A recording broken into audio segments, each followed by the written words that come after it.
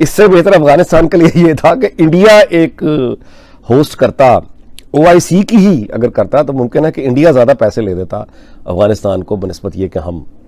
लेकिन मुझे इस इजलास में कहीं भी जो दुनिया का तीसरा बड़ा मुल्क इंडिया है उसके 20 करोड़ मुसलमानों के वजीर खारजा जयशंकर कहीं पर भी नजर नहीं आए। ये पाकिस्तान के लोगों को 22 करोड़ लोगों को बाटा के 7 नंबर के जूते बनाना चाहते हैं, जो सोचे भी इनकी तरह, जो बोले भी इनकी तरह, जो जो बिल्कुल पाकिस्तान के अंदर ना सुम्मुन बुकमुन उमयुन हुम ला यरजीऊन वाली कैफियत ये लोग तारी करना चाहते हैं। तो ये ओआईसी जो कॉन्फ्रेंस हो रही है इसका कोई नतीजा नहीं निकलेगा, इसका कोई नतीजा नहीं निकलेगा। पूरी ओआईसी यानी इधर है बुलाई जा रही है। बेसिकली ये एक इज्तिमाई भीख कॉन्फ्रेंस है और इस इज्तिमाई भीख कॉन्फ्रेंस में हम लोग माशाल्लाह पाकिस्तान जो पहले पूरी दुनिया के पैसे लेके बैठा हुआ है। पूछना ये था कि हमें तो खुद सारी दुनिया से जो है वो डोनेशंस और लोन्स की जरूरत रहती है, तो भला हम किस मुंह से जो है वो अफगानिस्तान के लिए अब ये कहने के लिए खड़े हो गए कि जी अफगानिस्तान की मदद करें। पूरी ओआईसी यानी इधर है बुलाई जा रही है। बेसिकली ये एक इज्तिमाई भीख कॉन्फ्रेंस है और इस इज्तिमाई भीख कॉन्फ्रेंस में हम लोग माशाल्लाह पाकिस्तान जो पहले पूरी दुनिया के पैसे लेके बैठा हुआ है और दर दर हम यानी पैसे के लिए अपना सब कुछ गिरवी रखने के लिए तैयार हैं। और हालत हमारी ये है, रेपुटेशन हमारी ये है कि ग्रे लिस्ट जो है फाटफ वो हमें निकालने के लिए, हमारी अपनी खारजा पॉलिसी की कामयाबी ये है कि हम खुद को ग्रे लिस्ट से निकलवाने के लिए तरले मिन्नतें कर चुके हैं। यानी हम आप यूँ कहें कि बस छत से अब उल्टा लटकना बाकी रह गया है, उसके अलावा सब कुछ कर चुके हैं। हमें ग्रे लिस्ट से निकालने के लिए तैयार कोई नहीं है और हम चाचे मामे बने हुए अफगानिस्तान के कि हमारे कहने पे अफगानिस्तान को पैसा दे दो। इससे बेहतर अफगानिस्तान के लिए ये था कि इंडिया एक होस्ट करता, ओआईसी की ही अगर करता तो मुमकिन है कि इंडिया ज़्यादा पैसे ले देता अफगानिस्तान को बनस्बत ये कि हम जो है वो पैसे लेके दें। तो मुझे तो इससे इंडिया में ऐसी एक इसी तरह की कुछ एक समिट हो रही थी तो उसमें इंडिया ने पाकिस्तान को बुलाया था, लेकिन पाकिस्तान ने इनकार किया था उसके ऊपर वो। लेकिन मुझे इस इजलास में कहीं भी जो दुनिया का तीसरा बड़ा मुल्क इंडिया है उसके 20 करोड़ मुसलमानों के वजीर खारजा जयशंकर कहीं पर भी नजर नहीं आए। ये पाकिस्तान के लोगों को 22 करोड़ लोगों को बाटा के 7 नंबर के जूते बनाना चाहते हैं, जो सोचे भी इनकी तरह, जो बोले भी इनकी तरह,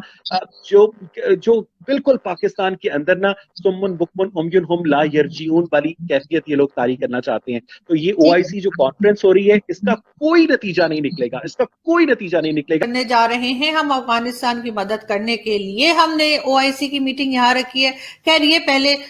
इंडिया ने भी रखी थी जिसमें हमने जाने की तौफीक नहीं हुई, लेकिन ना मुझे पूछना ये था कि हमें तो खुद सारी दुनिया से जो है वो डोनेशंस और लोन्स की जरूरत रहती है, तो भला हम किस मुंह से जो है वो अफगानिस्तान के लिए अब ये कहने के लिए खड़े हो गए कि जी अफगानिस्तान की मदद करें और हम अफगानिस्तान को यहाँ से भी फंड्स भेजेंगे क्योंकि हमारे तो खुद के पल्ले कुछ नहीं है। तो ये चीजें सोचने की है और पहले इस बात को समझना पड़ेगा हमारी गवर्नमेंट को कि आखिर हम किस तरफ जा रहे हैं। पहले ही आपने जो है वो अफगानिस्तान में जाके जिस तरह का इंटरफेयर हमारा रहा है, इंटरफेरेंस हमारी जिस तरह की रही है और लोगों ने हमारे ऊपर इल्जाम लगाए हैं, अमेरिका भी हमसे खफा है और बाकी लोग भी हमसे नाराज हैं, तो हमें तो ये सब कुछ देखना ही पड़ेगा। कोई इतने मुल्क तबाह हो गए, सिविल वॉर हो गई, दुनिया को इससे कोई फर्क नहीं पड़ता। अलबत्ता टेररिस्ट जो इस तरह की लहरें हैं ये अगर निकली तो इस दफ़ा जो लपेट आएगी उस लपेट में मैं ये समझता हूँ कि हमें तो खुद अब फिक्र करनी चाहिए, बजाय इसके कि हम ये फिक्र करें कि अफगानिस्तान से टेररिज्म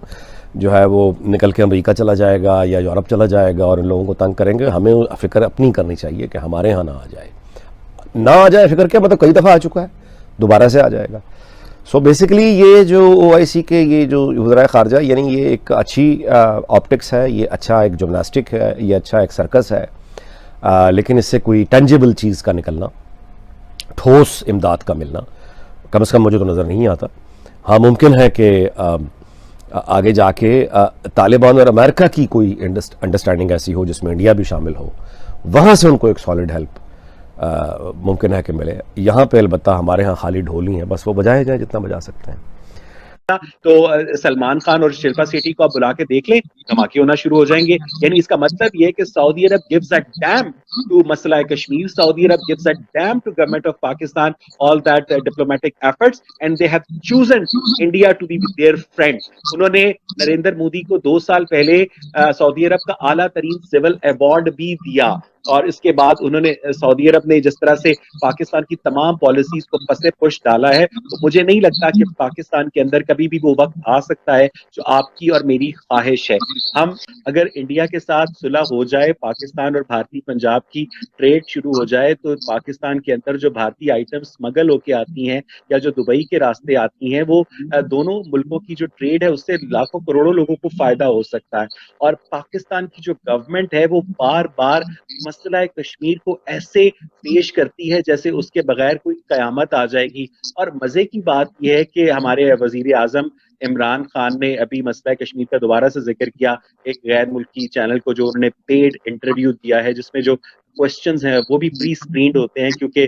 बीबीसी के नुमाइंदों को तो वो उस तरह से हैंडल नहीं कर पाए, लेकिन ये बेचारी जो अरब ममालिक से ताल्लुक रखने वाली मासूम नजर आने वाली एंकर्स हैं, इनको तो वो सवालात पढ़ने पड़ते हैं। तो मजे की बात ये आलिया कि पाकिस्तान कहता है कि हम इसराइल को तस्लीम इसलिए नहीं करेंगे कि वो फलस्तीन पर उसने कब्जा किया हुआ है, ठीक है, तो जब तक वो फलस्तीन पर कब्जा नहीं छोड़ता हम इसराइल को तस्लीम नहीं कर सकते, लेकिन हम इंडिया को तस्लीम कर लेंगे जिसने कश्मीर के ऊपर कब्जा किया हुआ है, और कश्मीर जो है वो हमारी शाख है। यानी कमाल किस्म की इनकी डायकोटमी है, यानी इनको खुद नहीं पता कि ये किस पॉलिसी को टो कर रहे हैं। और ये आप यकीन करें, मैं आपके प्रोग्राम के तवज्जुद से आज मेरा वो अंदर का कथारसिस